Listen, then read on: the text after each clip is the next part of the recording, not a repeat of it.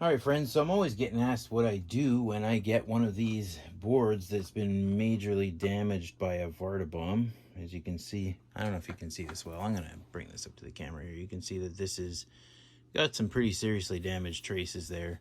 Well, the good news is that it's a lot of kind of surface level stuff. It's not super serious, but it sure looks nasty. I mean, look at this side, right? That looks just horrible.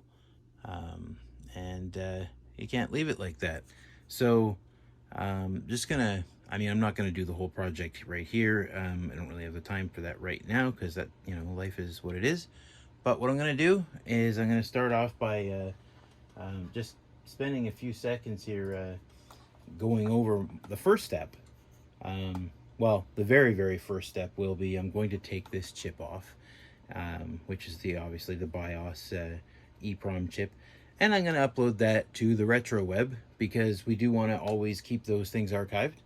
And then the second thing I'm going to do, or actually the very first thing I'm going to do, I'm going to show right here on camera, is that we have had some unfortunate battery acid turn into a crystallized oxidization.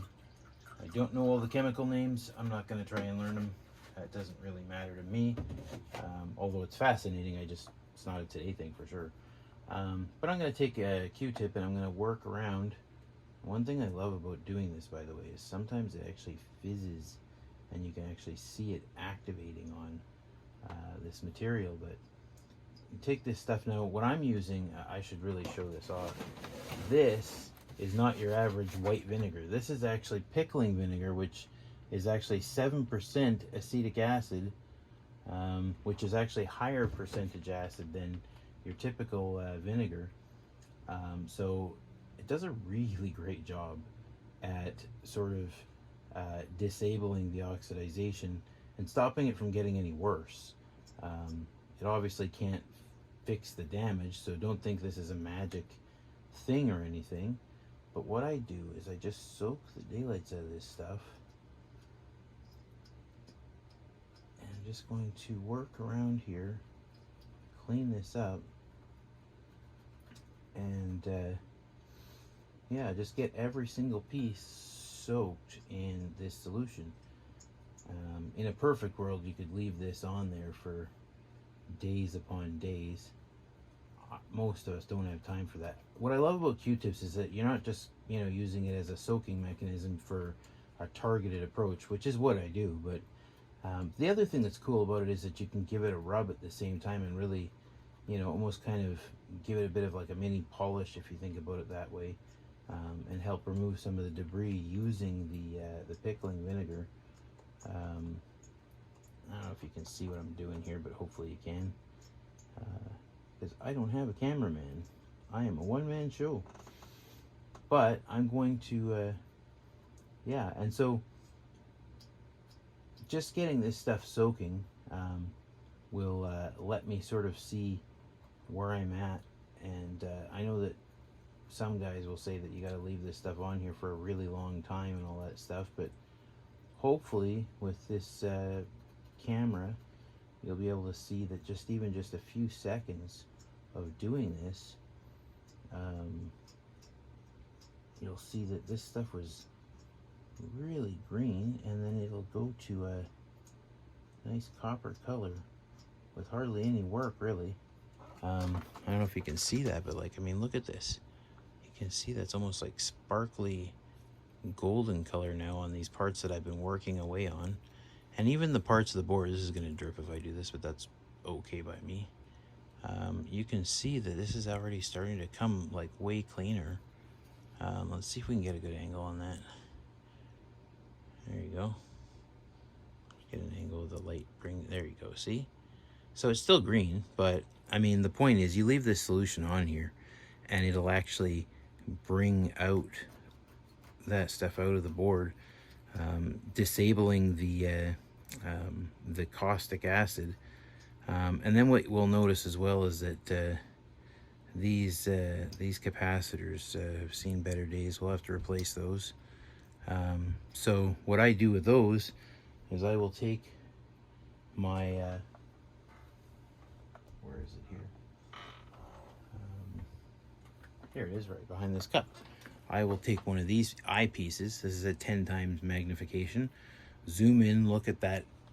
Zoom in and look at that piece there, or that tantalum, and get the actual number off of it, and then replace it with one from the bin. Yeah, and so I will just start working away at all the different places and clean that up, and then hopefully I can do a good before and after, because I mean, you can still see that this is definitely far from what I would call, you know, cleaned up right now, but it would be really neat to do like a before and after. Like that's the before right there, and as we put our pickling juice on there, just get a look at what that looks like as we do this here. It'd be kind of neat to see like a real-time how some of that starts to look as we work some of this into the board.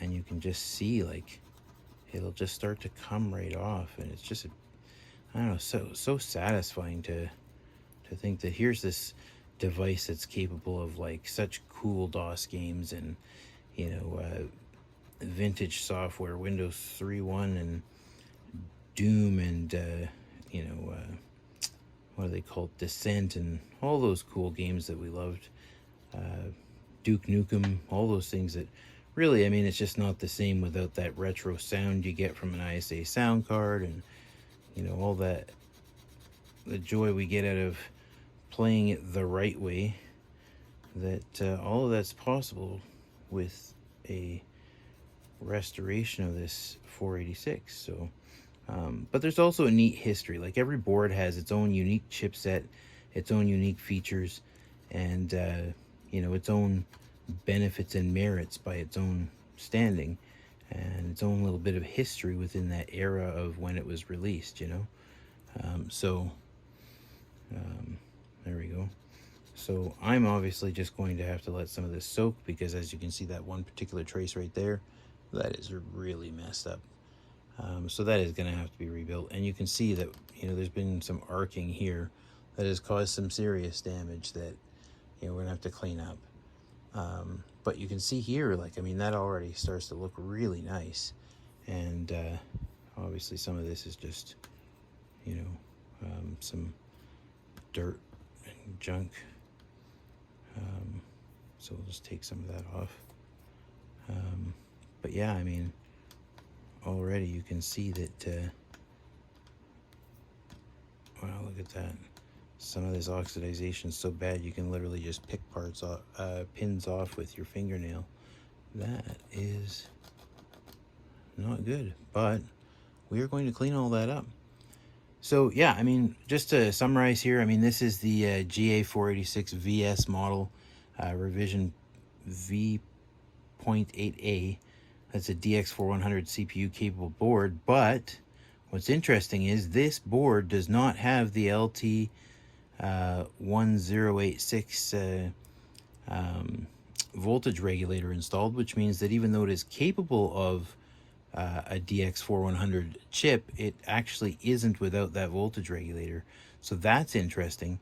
But what I love about Gigabyte is that this, if you look at the diagram for this specific voltage regulator, it actually requires these two capacitors and that series of resistors right there in order to operate.